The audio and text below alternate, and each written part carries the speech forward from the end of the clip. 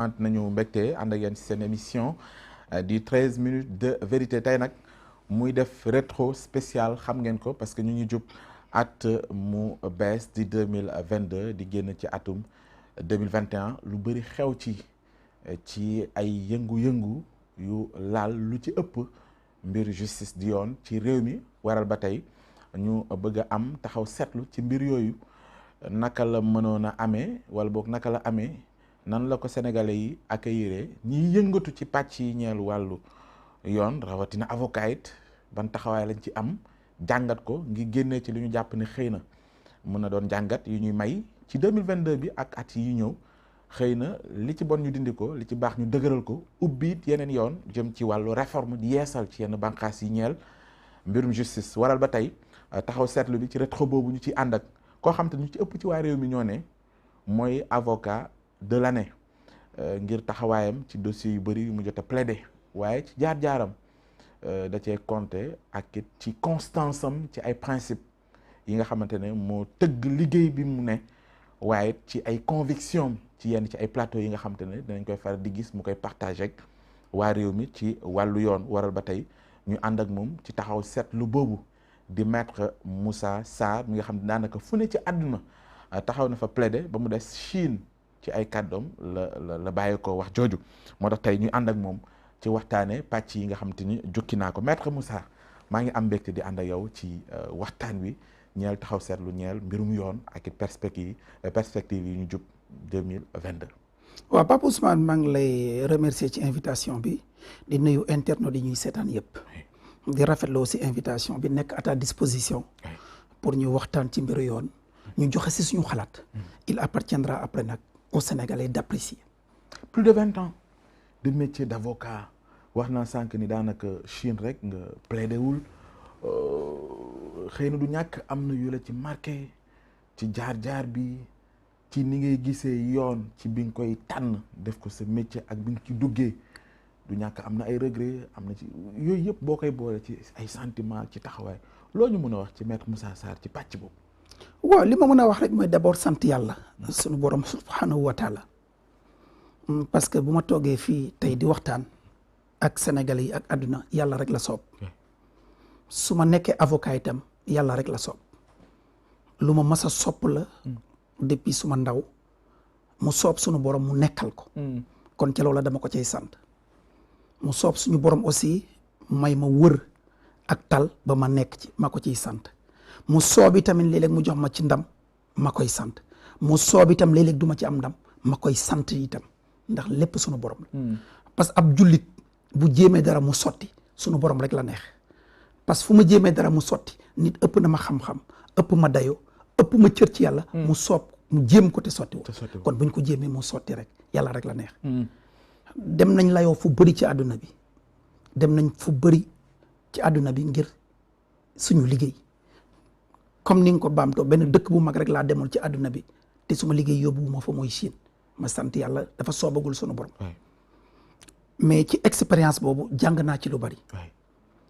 parce que dañuy def métier boo xam ne il est vrai que lu bëri mu ngi ci téere yi waaye am na lu bëri loo xam ne aussi da nga koy jànge ci nit ñi da nga koy jànge ci jëflanteeg nit ñi da nga koy jànge ci saafantoog nit ñi mu di say nawle avocat mu di say client mu di ñeneen ñi nga jàkkaarlool kon en résumé li ngay wax rek mooy lu bëri am naa ci lu ma neex léeg-léeg aussi nga am lu la neexul waaye loolu yëpp sant yàlla la li ci am solo daal mooy tous les jours que je fais chaque dossier bu ma yor pour man challenge la man xaw ma dossier bu ndaw xaw ma dossier bu mag li ma xam mooy ki ma wóolu ne ginnaaw yàlla ak yonentam bu tedd bi ak ndeyam ak baayam man la yaakaar ci lii yaakaar dafa foor ak nu dossier bi mel nu mu toll moo xam daf ma fay moo xam dama koy defal ngir yàlla danaa ci def suma kéemtalaay kattan pour que yaakaar boobu mu am ci man mu xam ne kii de def na kéemtalaay kattanam bu sottee yàlla la soob bu sottiwul yàlla la soob ba nga xam ne bu ma janow moom du ma rus am na solo ci pàcc boobu xam naa ne dossier bi mujj bu gën a siiw ci lu ñu xam mooy kilifa te mujj nañ ko may bàyyip nëgandiku suma jumul barki démb laataaj ñoo ñëw li la gën a révélé ci sa gis-gis xëy na man mun naa ci tudd benn mooy coowal imam Alioune Ndao ci mbirum terrorisme ñu gisoon la ci jamono jooju nga am ci taxawaay ba mujj ci am ndam jàpp nga ni ci pàcc boobu ci jamono jooju la Sénégalais découvrir wala yow am na benn référence. dossier waaw certainement Pape Ousmane. xam nga loo gis lu ne rek yàlla la soob. yàlla mooy décider ci dundu nit ci jëmm nit saa bu ko soobee rek mu am lum ca lum ca dogal. parce que nit lim am mooy pexe. dogal yàlla rek a ko yor moo tax li jar a ragal ci kaw suuf du pexe mais dogalu sunu borom. il est vrai que sénégalais yi ñu ngi ma xàmmee ràññee ci dossier Imam Aliou Ndao li ko waral nag c'est normal et compréhensible c'est que man du ma avocat pénaliste moi je suis un avocat d'affaires de formation et d'exercice loolooy suma métier te quand tu es avocat d'affaires les dossiers on n'en parle pas sur la place publique parce que ça n'intéresse pas la presse ba tey 99% de mon activité c'est une activité d'avocat d'affaires loolu du lu ñuy wax sur la place publique maintenant nag il arrive quand j'ai du temps pour ce que j'appelle des questions de défense de principe ku ñu néewal doole maam jot des questions de démocratie des questions de droits humains des questions de droits de l'homme des questions de bonne gouvernance des questions de liberté fondamentale su ma amee jot bu ñu ma solliciter j'estime que au-delà de ma qualité d'avocat d'affaires je suis un citoyen j'ai un engagement citoyen et je dois participer au combat citoyen au combat patriotique pour renforcer notre démocratie pour renforcer les droits pour renforcer les libertés et cetera imam c'est une question de liberté d'accord dañ la saisiroon wala yow mais ma saisir imam su ma mbokk la non man avocat la man du ma layool ku ma saisirul Pape Ousmane man du ma layool ku ma ko sàkkuwul te deful woon dara pour la première fois ñu tudd baat boobu waaw ku ñu jiiñ terroriste dama ne pour leeral man avocat la donte ñoo bokk ndey ak baay soo ñëwul ne ma layool ma du ma la layool c'est une question de responsabilité avocat mandataire la pour nga layool ni daf koy sàkku nga xool ndax mën nga ko layool d'abord deux xool ndax amul conflit d'intérêt xool ndax amul problème de clause de conscience loolu yëpp da nga koy vérifier peut-être door a joxe accord Imam Ndao suma nijaay la suma mbokk la nattu dal ko ñu saisir ma muy client di kilifa ci man di nijaay donc dafa jaadu ma taxaw ko surtout que liñ ko doon tuumal dara amu ca mu ne woon ay sosi neen qui était une arrestation préventive amuñ ci moom benn firnde pour téye ko ñu téye ko parce que am na njort bu ñaaw ci moom